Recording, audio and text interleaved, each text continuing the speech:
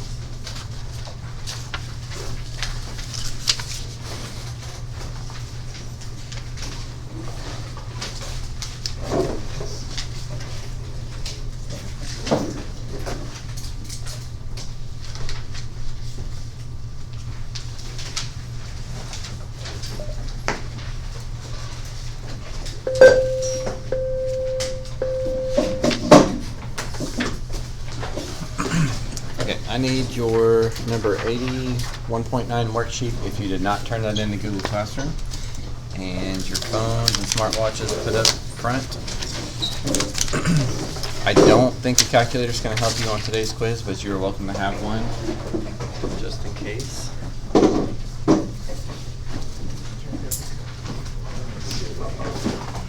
the notes from yesterday 79? The notes were 79 and the practice was 80.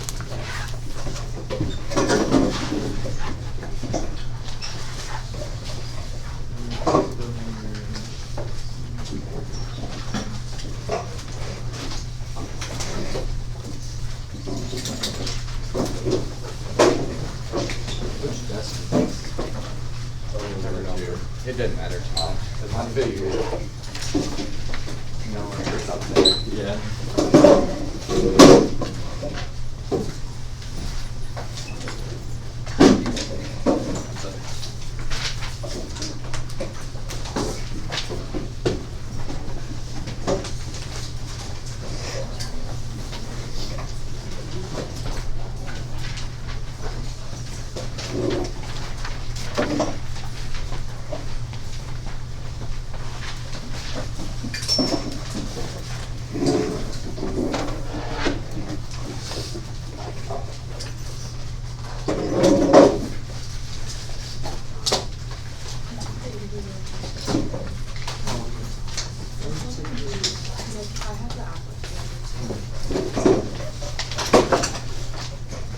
Just multiple voices.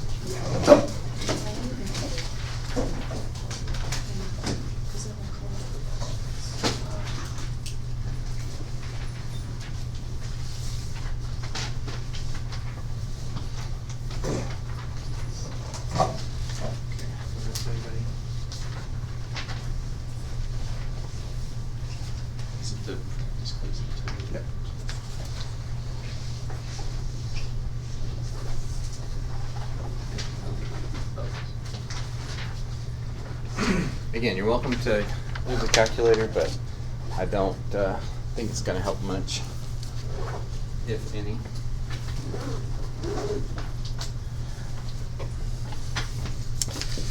So those total up to 20 points. Pretty straightforward, not a real long quiz. So we will be moving on to the two handouts you guys picked up when you came in.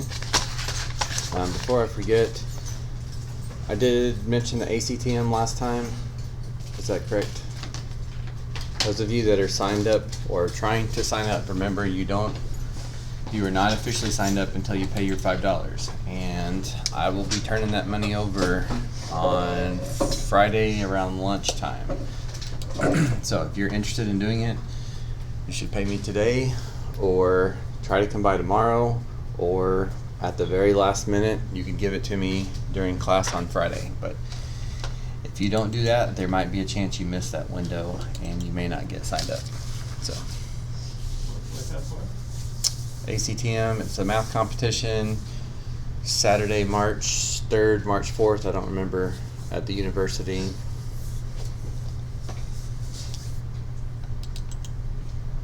If you're interested in participating.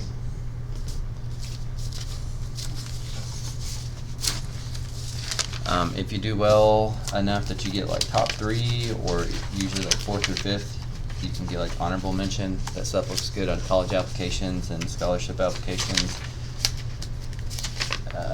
If you place well enough, they invite you to state, which also sounds good. And I think Mu Alpha Theta is given some like tutoring hours or something this year, so there's a few different reasons you might be interested in it.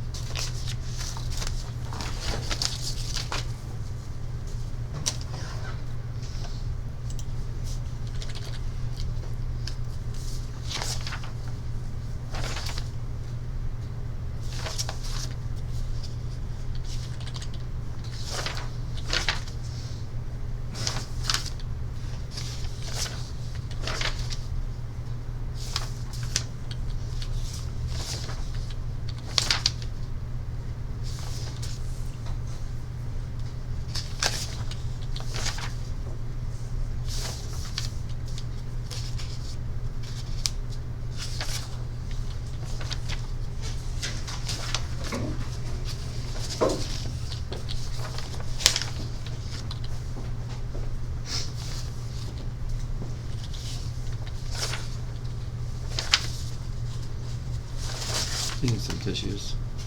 There are some real tissues up there right now. Thank you. They won't last long, but.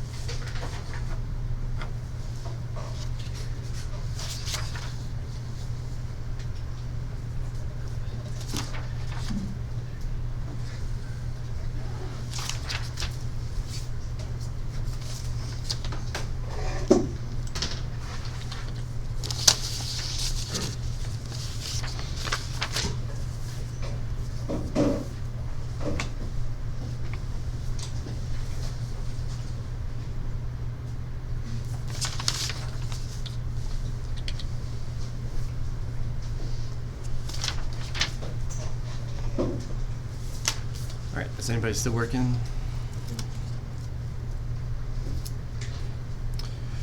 Okay, then let's move on.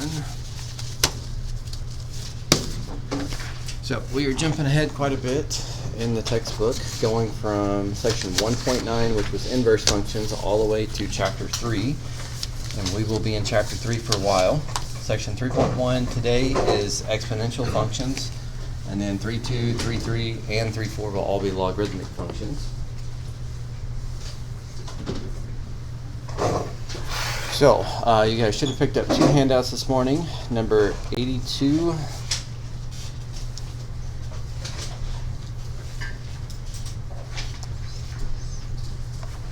is this one.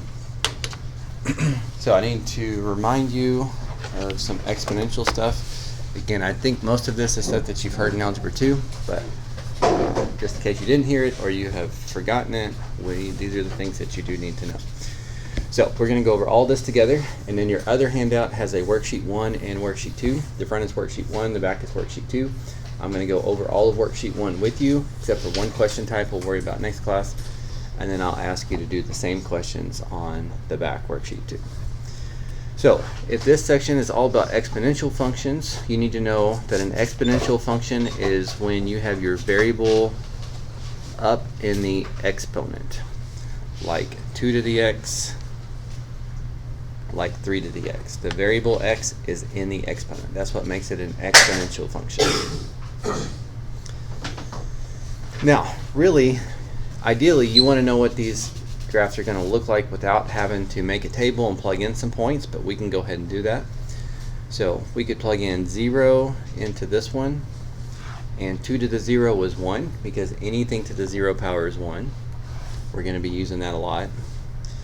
2 to the first would be 2, 2 squared would be 4, 2 to the third would be 8, and we have an idea of what that side of the graph looks like. You could also go to the left, but you have to remember some exponent rules. So 2 to the negative 1 is the same thing as 1 over 2.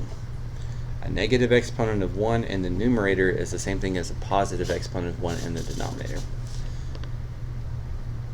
And again, you can always plot more points if you want to, but that's what 2 to the x would look like. If you had to jump through the same hoops for 3 to the x,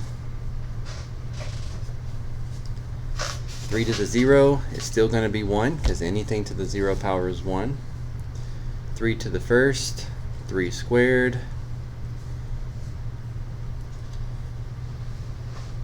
let's see, 3 to the negative 1 is the same thing as 1/3 for the same reason. A negative exponent in the numerator could be moved to the denominator to make it have a positive exponent. And same thing, you can plot points all day, but in the end that's what you're going to look like. What I need y'all to see out of this, these exponential growth questions, first of all, these are considered exponential growth because this value under the exponent is bigger than 1, 2, 3, 5, 10, whatever. And maybe more important is that the graphs are almost the same thing. They're not exactly the same. 3 to the x rises a little bit quicker than 2 to the x, and it's going to hug the x-axis over here a little bit quicker. But for most purposes, the shape of 2 to the x, 3 to the x, 5 to the x, e to the x, 10 to the x are all basically going to look like that. Knowing the general shape of that graph is helpful. But worst case, you could plot a few points like I did. Now, if this value under the x is not greater than 1, you're going to have exponential decay. And we could do the same thing with this. We could make a table. We could plot in a few points. So anything to the 0 power is 1. 1/2 to the first would be a half.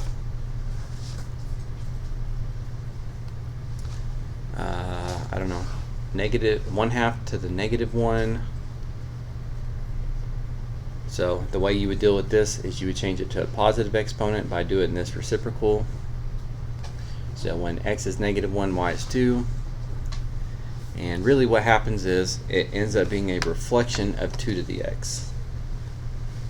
1/2 to the x and 2 to the x are just being reflected over the y-axis. And we'll talk about y in a few minutes with some of the exponent rules, but this guy compared to this guy. But if it's exponential growth, it's going up over time. If it's exponential decay, it's going down over time. Shape of the graph's the same, just a reflection though. Okay, so in addition to starting with these parent functions, we also want to do some transformations. And so same transformation rules that were true in Algebra 2, same transformation rules that we used with graph and trig functions last semester, but just in case you have forgotten, if you add k, it's going to go up that many units. If you subtract k, it's going to go down that many units. If you add directly to x, it goes left that much, but if you subtract directly from x, it goes right that much. These are the two that are not super intuitive for people.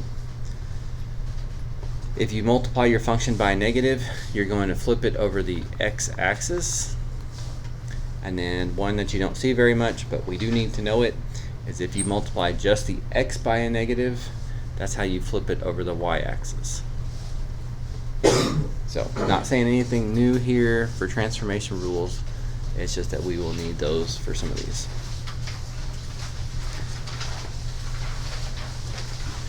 Okay, most of the next page has all been typed up for you, so I just wanted to kind of, well, first off, I just didn't want you to have to write it all out, but here is exponential growth versus an exponential decay. A couple quick examples of what the graphs look like, even though we did a few over there. Now notice, we graphed these on the other page, but as I told you that these were just the same as each other. We graphed this one about in the middle of page 1, and we graphed this one near the top of page 1. Because of exponent rules, this and this are the same thing. You could flip this and make it a +2 if you change the sign on the exponent. And then at the bottom of the last page, if you're only multiplying x by a negative, that flips it over the y-axis. That's why this and this looks like a y-axis reflection. But some of the stuff we are going to expect you to be able to tell us about exponential functions is once you have the graph down, what's the domain? So what x values is it hitting? And these graphs go on forever to the left and to the right, so it hits all the x values. The range is trying to describe the y values, so both of them go down as far as 0 and then up forever.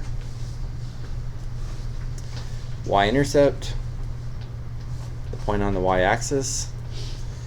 Increasing versus decreasing. Increasing means it's going up over time. Decreasing means it's going down over time. So just like when you read a textbook, you read left to right. So same thing on the graph. If it's going up, we say it's increasing. If it's going down, we say it's decreasing. These type of graphs don't have a vertical asymptote, but they do have a horizontal asymptote. So notice right here, the further you go to the left, the closer this gets to 0. And for this graph, the further you go to the right, the closer it gets to 0. So there are horizontal asymptotes. But truthfully, these type of questions should be pretty easy for you to answer as long as you know what you're supposed to be extracting from the graph. The challenge should be making the graph. But answering domain range, y-intercept, increasing, decreasing, asymptotes, you should have, we've done that many times this semester, so we can review it as it comes up. Also on this page, I wanted to point out a few exponent properties, because if this section is on exponential functions, then we are certainly going to be using exponent properties. So this one, I already said like 3 times this morning. I'm going to be saying this a lot for the next month. Anything to the 0 power is 1. I've also said these 3 a couple times today. If you ever have a negative exponent, you can move it to the other side of a fraction to make it positive. So if it's in the numerator, you can move it to the denominator to make it be positive. If it's in the denominator, you can move it to the numerator to be positive. And just, I don't know, another example there. This one, even though it doesn't look super familiar, this is the one that you probably use the most. When you multiply things with the same base, like x times x, you add the exponents. So if you divide things with the same base, you subtract the exponents. Just like if this was x to the 3rd over x squared, it's like 2 of these x's cancel out 2 of those x's, but you're also just subtracting the exponents. If you've got some stuff in parentheses, all of this goes to the parentheses. That's what this one's saying. So x gets raised to the m, y gets raised to the m. If you have a power to a power, you should be multiplying. So a quick example of that would be like this. X cubed squared would mean like x cubed times itself twice, which would be x to the 6th. And 6 is coming from 3 times 2. So power to a power, they get multiplied. And then similar idea here. If all of this is cubed, you have to cube the 2 and you have to cube the x. I know you've heard all of these things before, but truthfully, some of these you just don't use very often. So some of these are probably not super fresh in your head. But if I was you, I would put a star by the couple that you feel like you were less comfortable with, so that if you need to look back at this handout to review some of that, you'll know which ones it is that you're most concerned about. So take a second to do that, and then we'll move on to the back page.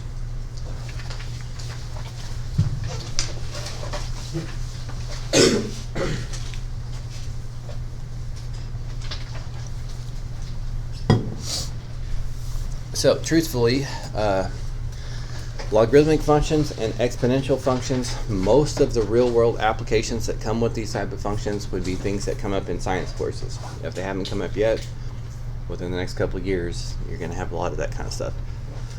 But in math courses, the ones that really stick out and the ones we will expect you to know are compound interest formulas. This is also frequent on the ACT. We're going to talk about some half-life formulas. So I don't know hardly any chemistry, but I can do these question types and you'll see why. And what's the other one we did? I feel like there's one other one that's not on here, but maybe this is it. Maybe this is the only 2 applications we expect you to be able to produce. Okay, so for the compound interest formulas, there's 2 that you need to know. There's the PERT formula if you're compounding continuously, and then there's this other formula if you're compounding a certain number of times per year. So just depends on which one you've got. But both of these have P in them. P stands for principal, or the starting amount. So that could go either way. It could be like how much money you're taking a loan out, or it could be how much you're investing, but however much you're starting with, the principal. Both of the formulas need that. Both formulas need R, which is the rate. This must be enter as a decimal. So if the rate was 50%, you would want to put 0.5. If you put in 50 for R, that's going to be like 500% or 5,000% or something. Always as a decimal. R always goes in as a decimal. Both of these formulas have T, which represents time, and these formulas are set up for years. So if it was 6 months, you would want time to be 1/2. And then the only thing that's unique about each of these two is the E versus the N. If it's compounded continuously, there's this number E, and E is a number just like pi. If you hit second divide, it shows up in your calculator. It's about 2.718.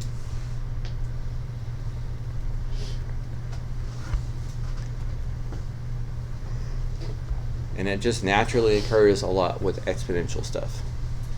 So we would use the E button in our calculator when we do that.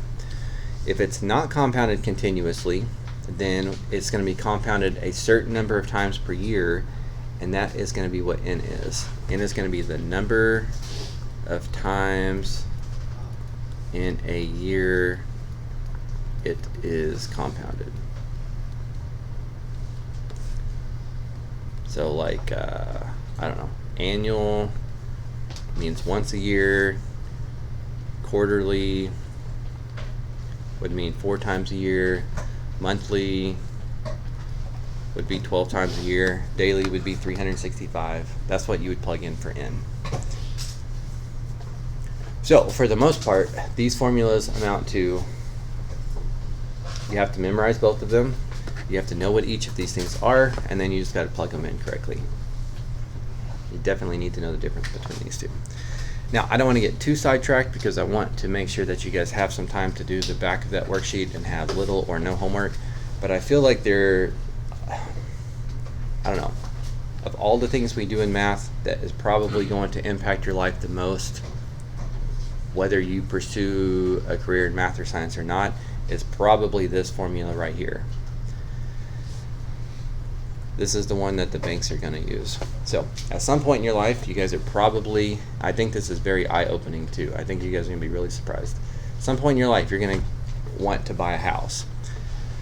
So let's say you go to buy a house, and I don't know, homes around Fayetteville average, I don't know, probably about $200,000. Some cheaper ones, some more expensive ones, but probably about $200,000. Now, the bank's not going to let you buy a $200,000 house, by the way, without having some of the money. But let's say you're borrowing $200,000. I don't know the current rate. I know it went down for a little bit after I had bought my house, but it has been going up recently, and mine was 4.25. So notice I put that in as a decimal, not as a percent. Do you know how long home loans last?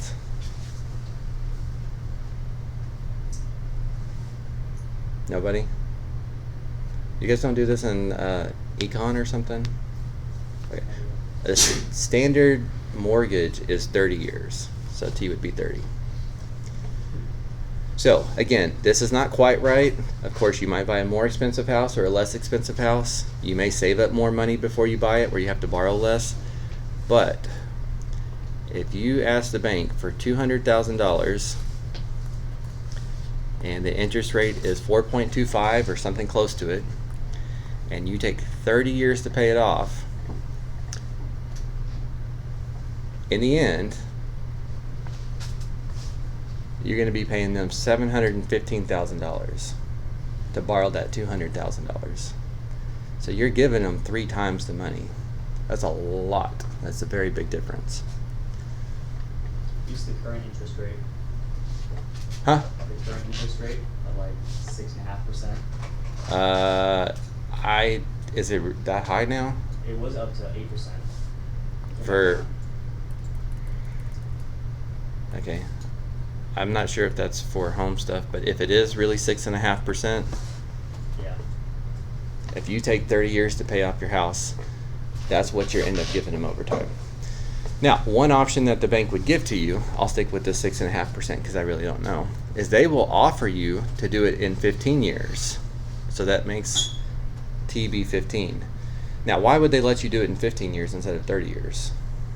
There's less money you have to give them over a short period of time. Well, that's not what they want. They want more money. They get their money back faster. That's true. How are they getting their money back faster, though? Bigger payments. Yeah, you basically have to make 2 house payments a month instead of 1 house payment a month. But if you can make it happen, then you're talking about less than half the amount of money overall. So financially, it would be hard to make 2 house payments every month instead of 1, but end up giving them $530,000 versus $1.4 million. I mean, that's a big difference. If you guys have ever heard the saying that it's expensive to be poor, this is kind of what they're talking about. Because if you have a lot of money and you want to buy a $200,000 house, it costs you $200,000. You pay them cash, you're done, it's over. If you don't have money and you've got to borrow a bank, then you end up giving them a lot more money over time. So something to consider. Also, car payments are similar. It's just that car payments, you're not borrowing as much and you're not borrowing for as long. But you know, the less you have to borrow over time, you save yourself tons and tons of money. So just something to keep in mind. Okay, the last question type we are going to talk about is half-life, which is where if you have some kind of mass, like something radioactive or something, half-life means how much time has to pass before half of it goes away. So if you start off with 60 grams, half-life would be the amount of time it would take for it to reduce down to 30 grams. Now, all of this is typed up so you can read back through it. I don't think that you'll need to do that after we see an example on the other worksheets. So let's go ahead and practice some of this. And again, worksheet 1, I still want to give you some advice and walk you through it. There's one question type we're going to save for Friday. But all the question types I'm about to do on worksheet 1 on the front, I'm going to ask that you do on worksheet 2 between now and Friday to have that done. So question 1 gives you this, and it basically wants to know all this stuff about the graph. And this is not something that we should need a calculator for. We're not going to graph this in our calculator. But like the second page of your notes, domain, range, asymptotes, increasing, decreasing, some points, y-intercept, all that kind of stuff really relies on me looking at the graph. So for you to know what this looks like, what I would expect you to do is to start off with the parent function. So if I look in here, 3 to the x would be the most basic thing in there. And 3 to the x looks roughly like this. That's the first thing we did on the notes. Helps if you know what it looks like so you don't have to plot some points. The next thing, if I plug a number in for x, I'm going to add 1 to that. And so transformation rules say that that's going to shift it left 1. So if I know generally what this looks like, I can roughly make it look like it gets shifted left 1.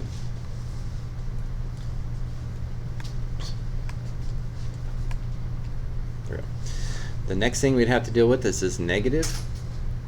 And when you multiply negative out here, not just on x, it's going to flip it over the x-axis. So now it's going to look roughly like this. And then finally, the last piece, what is the minus 1 going to do?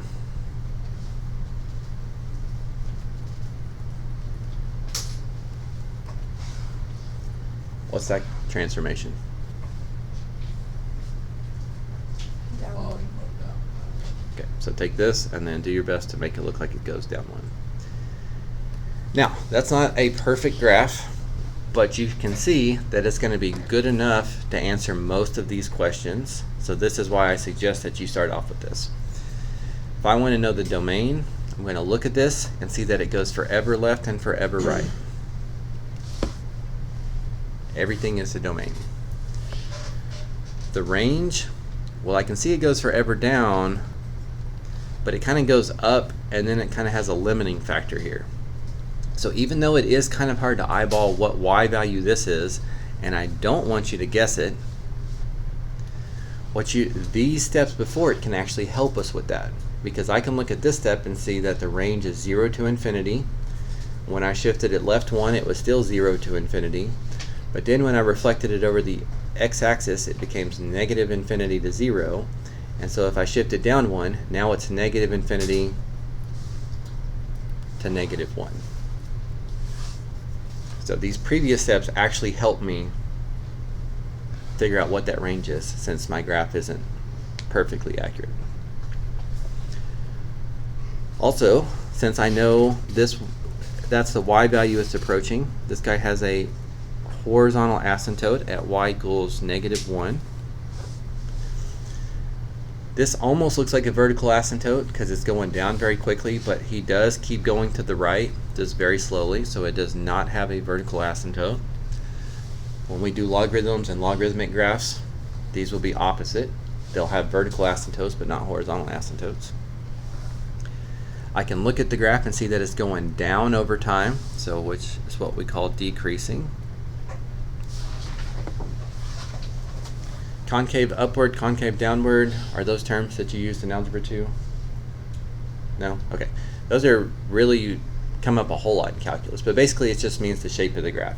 Concave up means it's opening up like a cup, is what some people say, and concave down, down like a frown.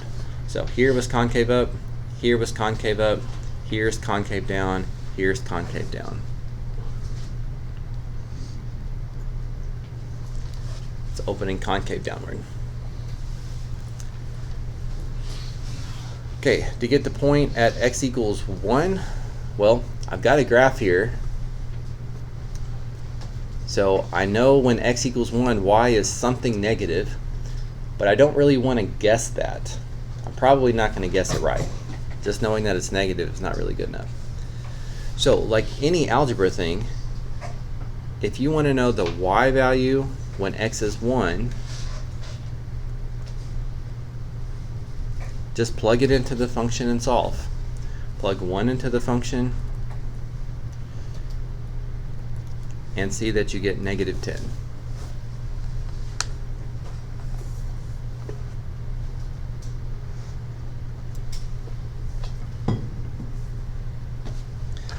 Question H sounds different, but it's really the exact same thing. Or not exact, it's a different x value. But y-intercept is when x is 0. So if you want to know the value when x is 0, plug in 0 for x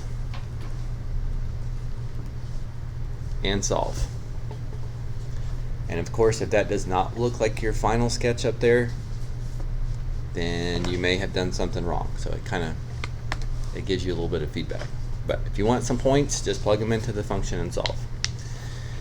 Now, I've already thought about the transformations because I wanted to do those to answer those questions. But part I said, what order did they come in? So the first thing I did was shift it left 1 because of the +1. The second thing I did was reflect over the x-axis because of the negative and where it was. And the last thing I did was this -1, which shifted the graph down 1.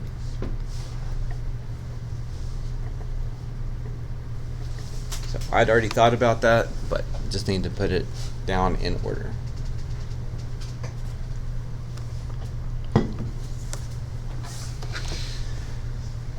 The next one's not too important, although I do expect you to fill it out on the same side on your homework, but sometimes these are referred to as transcendental functions. I'm not really sure why that's on this worksheet, but the only time in high school that I think you would maybe hear the word transcendental function is if you look at some calculus books. Some calculus books say early transcendental functions, and some have late transcendental functions. So in calculus, some people think it's better to deal with these type of functions early and just learn them early and be able to practice them more often. And some people just choose to learn them late. So that's the only place I think you would see it. But part K now, we want to give not just a quick little sketch, but a detailed sketch. But we've already really done the hard work because we've got a couple points we could throw on our graph.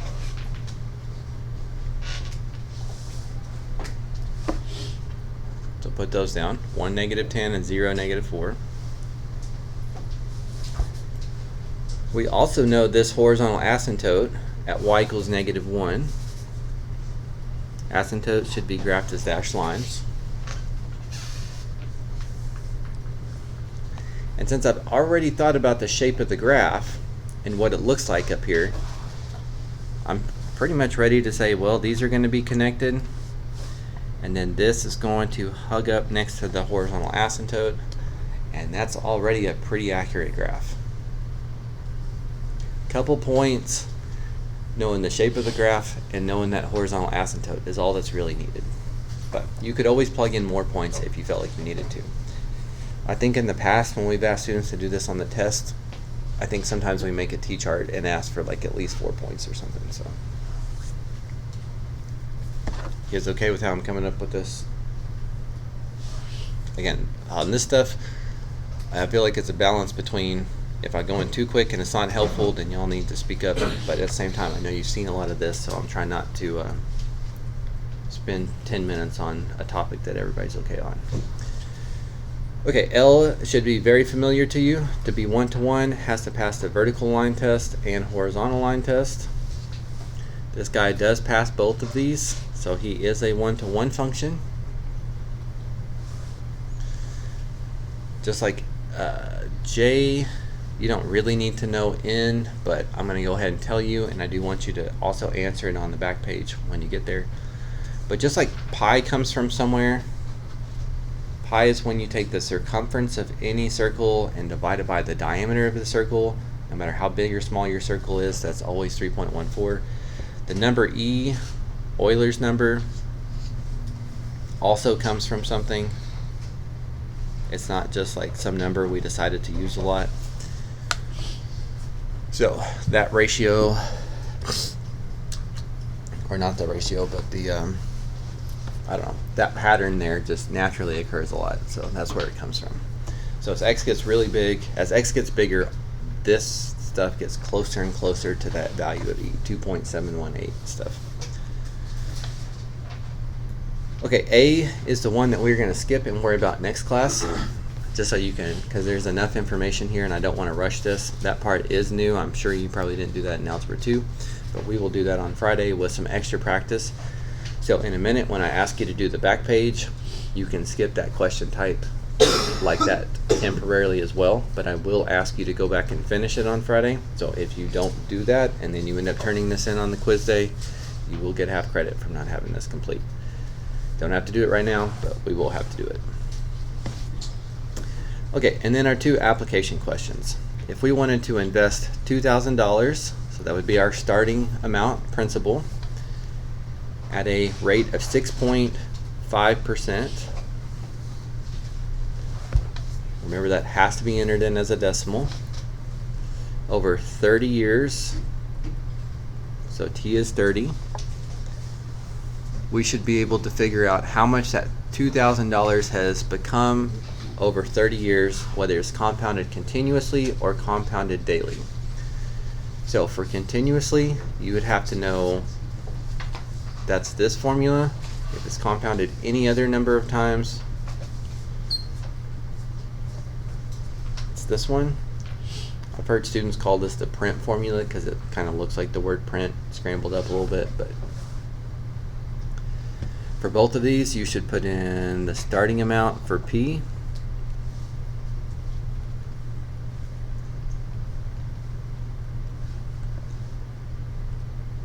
E is just a number. That's not a variable. You're not plugging anything in there. For both of these, you need to put 0.065 in for R. That's the rate. Both of these, you need time to be 30. And that's all you need for this one. If it's compounded continuously, it knows how often it's compounded, so we don't have to plug in an n value. And you could go to your calculator, or sometimes we make it no calculator and just multiple choice where you just pick the formula that would work. So you'd pick the one that looks like this.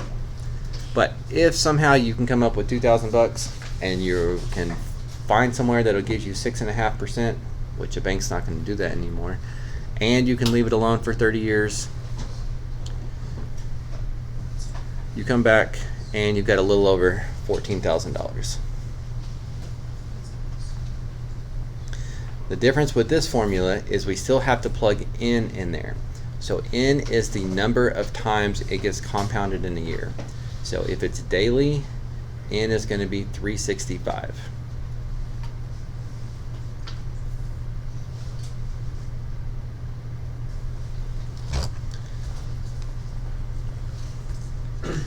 Now, daily is quite a bit. Daily is not much more than being compounded continuously. Even if it was only compounded like once a year, it's not going to be too much difference.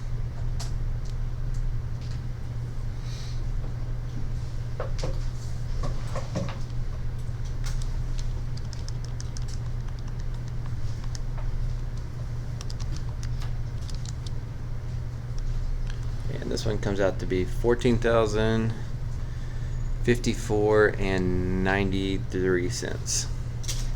So over 30 years, you're talking about less than $3 difference. But banks, I'm 99% sure banks go with compounding continuously because it makes them just a touch more money. Even if it's only $3 more, then I'm pretty sure that's what they go with. But for these question types, again, you do have to memorize the two formulas. You have to memorize what each of these variables mean so that you plug them in correctly, and then be able to plug them in a calculator if we give you a calculator. But that is the topic that is, at least it used to be, I don't know if it still is, but it's pretty often on the ACT, or it used to be. Has anyone done the ACT recent enough and remember seeing this? I don't think I've seen it. We're not on the last one at least. Okay. Well, maybe they stopped putting it on there all the time, but that used to be at least. Okay, and then last type, this half-life type question. So again, I never took any chemistry courses, so I could not tell you much about half-life, but you don't really need to know much. I'm not asking you to learn any chemistry here for these question types. These are going to be set up in a way we don't need those. So if we give you a formula that tells you how much mass you have in grams of some isotope, to find the initial mass, that is when the time is 0. So you should be able to say, okay, well, when time is 0, I will plug in 0 for t. And then this should be pretty easy for you to solve now, because 0 divided by anything is 0. For like the 10th time today, anything to the 0 power is 1. So you end up with 40 times 1. Given that equation, I can figure out how much mass it starts with when time is 0.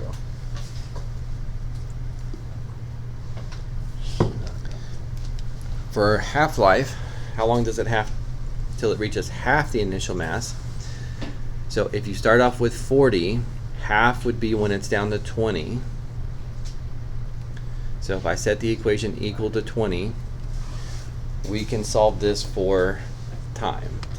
How long do we have to wait for this radioactive mass to go away?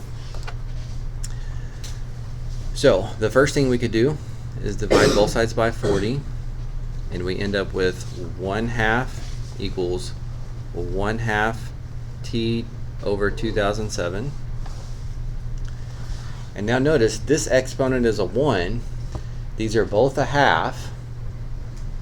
So the only way 1/2 to the first equals 1/2 to the t over 2007 is if those exponents are the same as well. So it would take you, this hypothetical one, you'd have to wait 2,700 years for the 40 grams to become 20 grams. Now, honestly, most of the time you need to solve for a variable in the exponent. That's where you need logarithms. That's why we're getting to that. These questions are kind of rigged in a way where we don't have to pull up the logarithm stuff yet. But. Okay, so again, a lot of information, but again, most of this should sound very familiar to you from last year. So it's really just trying to maybe fill in some gaps that you didn't learn or you forgot, and highlight some of the stuff that you just know that you struggled with last year. So What I'd like you guys to do, you still got about 22 minutes, so I think that's enough time for you to do the same question types on the back page. So all of those except for O. Again, you are responsible for question O, just not yet. I wanted to give you time to do most of this, if not all of this. That way you guys can speak up if you need to ask for some clarification. So please move on to that. And then on Friday, we'll look at this question type that we skipped. We'll look at other couple question types that are commonly missed. Give you a little bit more practice on those. And then that is going to be pretty much it for section 3.1. We don't do too much with exponentials. Most of this, including the last section, is really just build up to logarithms.